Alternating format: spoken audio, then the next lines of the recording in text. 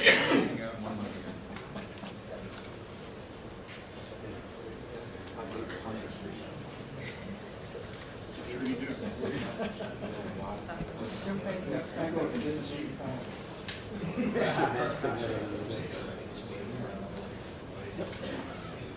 that people can look at them. Yes.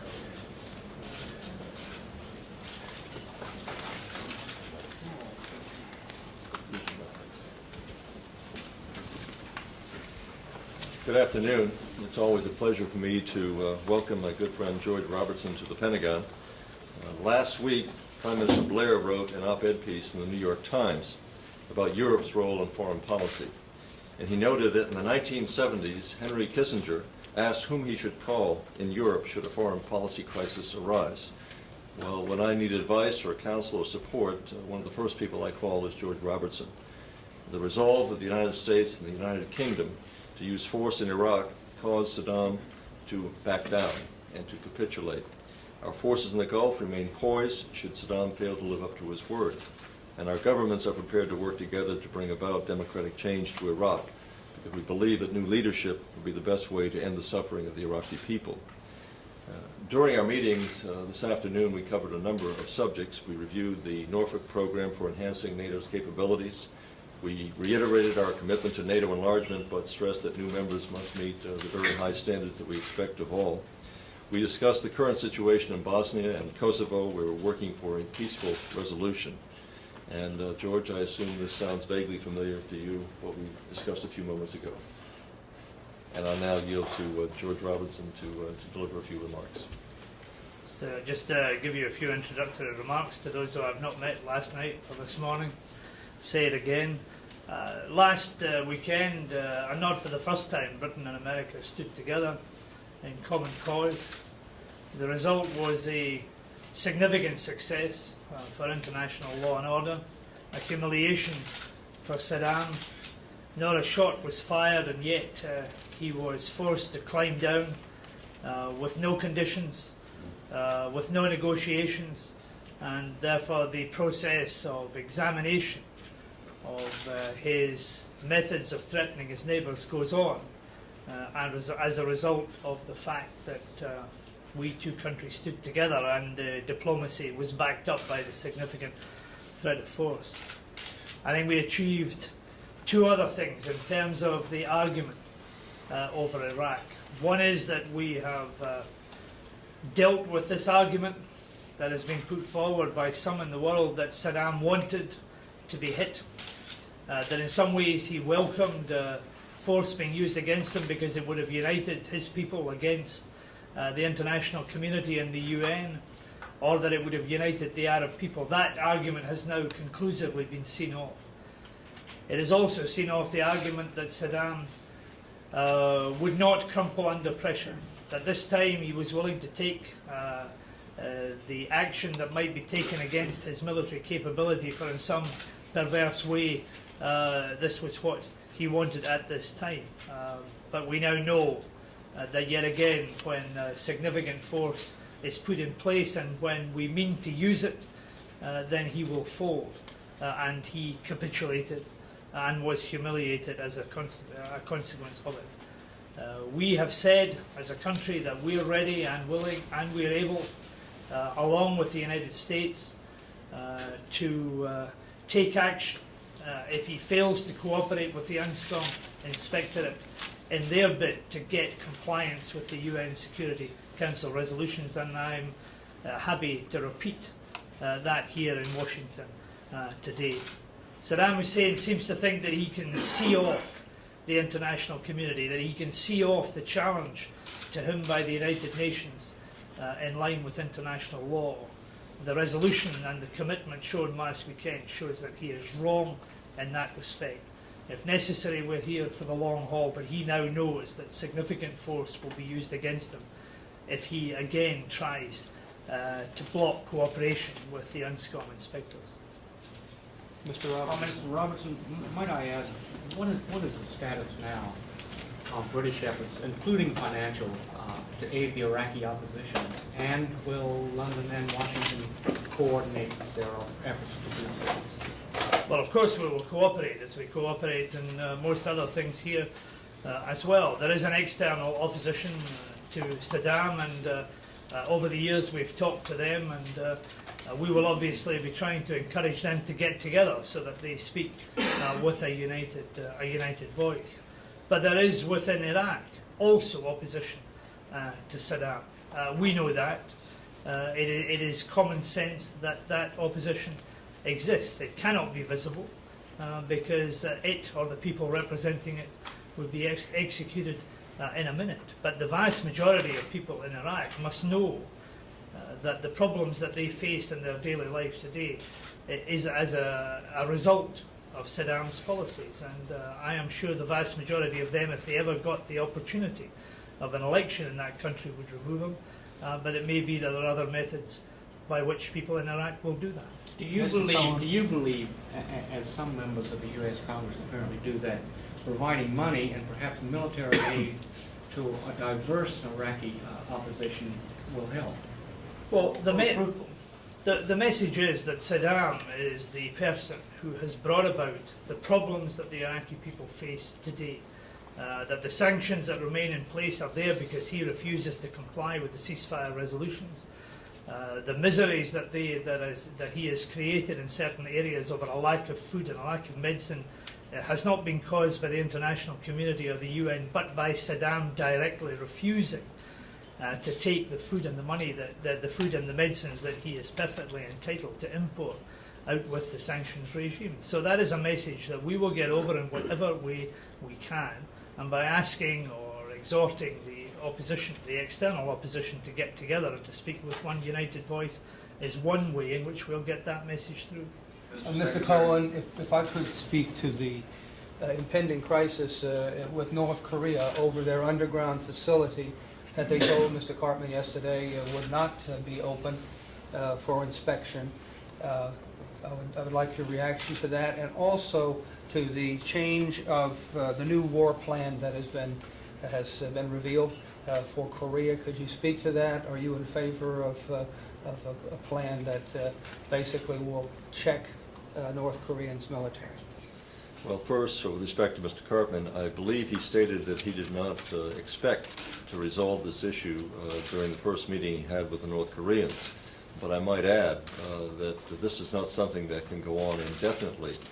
This is a subject matter which needs to be addressed. As I've said before, we're concerned about the reports that we've had about the developments in North Korea as to whether they are complying with the agreed framework. We are going to need inspection of the site or sites that might be involved, and that absent a compliance or an agreement to do that, then it will call very much into question the agreed framework itself. And so we are going to continue to press that issue, and it would be my hope and expectation that the North Koreans would see the wisdom of agreeing to comply with our own needs. With respect to a war plan, I really can't talk about war plans with respect to North Korea, only to say that it would be a grave mistake for the North Koreans to attack the South. Mr. Secretary, there have been reports on North Korea that the United States and South Korea have found indications of plutonium in the soil and the water around some of the suspected sites. Number one, is that true? And number two, if you choose not to address that issue, what would that indicate if it were true? I cannot address the issue since it's an intelligence matter, but again, it raises concerns. Anytime we have concerns about compliance with the agreed framework, then it's a very serious matter.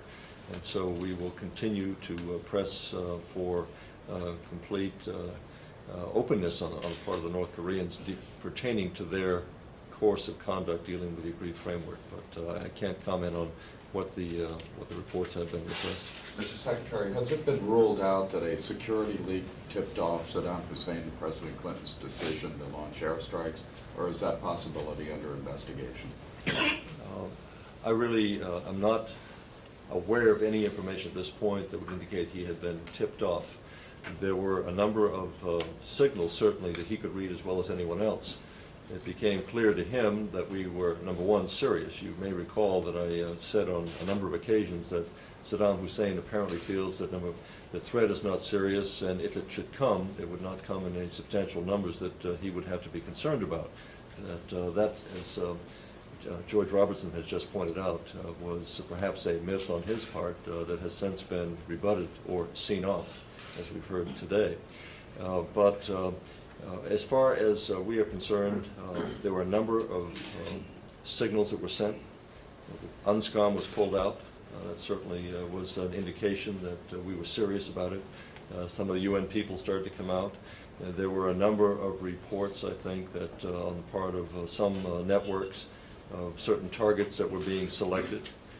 That was not necessarily accurate information, to say the least, but nonetheless that was being run on international networks. That certainly sent a signal to Saddam. And I believe that there were other factors involved. The GCC resolution supported by Syria and also by Egypt was another indication that he was completely isolated. He had the Security Council resolution. He had very strong signals coming from his traditional supporters as such. The French, the Russians, the Chinese had expressed their frustration in dealing with him. The support for the Security Council resolution, then the GCC statement, and that of Egypt and Syria. All of that combined with pulling the UNSCOM inspectors out, I think contributed to his awareness that he was alone, that he was about to face a fairly significant military operation, and that he was not nearly as confident as he thought before that was something he could easily survive. So I think the combination of factors persuaded him to back down, to capitulate, and basically agree to do that which he's been under obligation to do. No investigation, though, of a possible security breach? I'm not aware that there's been any investigation order at this time. I have not seen the need for it. I have a non-crisis question. This involves the consolidation of the U.S. defense industry with the European defense industry. Mr. Cohen, what is your current thinking on encouraging those types of transatlantic mergers, either at the prime contractor or at the division level? And I'd also like to get the Secretary's reaction also, since there's been movement lately on your continent. Well, it's something that we will discuss in the future. We've touched upon the subject matter during our luncheon today to examine ways in which U.S. companies and European companies could either merge or consolidate. Obviously, there are security issues involved in that, and depending upon which group of companies or which country one is dealing with, then that would make something of a difference, to be sure. But it's something that's taking place. You're seeing more and more consolidation taking place in Europe. You have seen consolidation take place here. Now there is increasing talk about transatlantic consolidations or mergers, and we'll have to look at it in the context of what the security implications are for maintaining that information between companies. Do you see a policy statement coming out from you over the next 5 or 6 months on the subject? I am working on an article as we speak. Okay, Secretary Robertson. Well, I am very strongly supportive of what Bill Cohen is saying. The Europeans are getting together because we see the necessity for ending duplication, for rationalising the defence industry, which at the present moment is highly fragmented and which dissipates a lot of energy and resources inside Europe. And therefore the move to get a wider rationalisation is something we're very strongly behind. But there are very strong transatlantic links between British and American companies. We have no intention of undermining that. Each potential merger is looked at on its merits, and we bear in mind these security considerations that Bill Cohen talks about. But in the global marketplace for defence equipment, we want to make sure that there is a maximum choice so that those who need good defence equipment in a world that is increasingly dangerous get it, and get it at a price that is affordable to the taxpayers. We've got a very good record in our country of buying American where we believe it is right, buying British where it makes sense, buying European where that is also in the interest of our defence effort. That is not something that is going to end, but choice in the global marketplace is something that works to the benefit of all of us. In terms of your year 2000 efforts, are you sharing information between both countries on that? What is the status of the MOD's Y2K efforts, and are you sharing solutions between the Pentagon and between MOD? Absolutely, and not only with the Pentagon, with a lot of other allies as well, and indeed those who would be called partners rather than allies. This is a problem that we all face that has got to get the appropriate urgency. We have made a big investment in our department, some £200 million invested in tackling the problems that might arise, and we consider it to be one of the key issues. I have it permanently on the agenda of each Defence Council meeting, so seriously do we take it. And we intend to make sure, whether through cooperation with our allies and warning those who don't seem to think at the moment that it is a sufficient problem, that they better be alert to it. It's very, very high up on our agenda. Are you confident that you, MOD, will have the, are there going to be some glitches, do you expect? Or, Well, we're working hard on it at the present moment, and I'm confident that by prioritising the key areas, that we will be able to deal with the outstanding problems. It'll still be a big problem. It's still going to be a Herculean task to get every system compliant. But we're perfectly conscious of just how important that is, and we're putting the resources and the drive and the energy into it, and making sure that we share experience and indeed lessons with close allies like the Americans. And this is a subject matter that's on the NATO ministerial in virtually every meeting, so we're... Thank you. Thank you very much. Nice to see you again. Jumped our attention.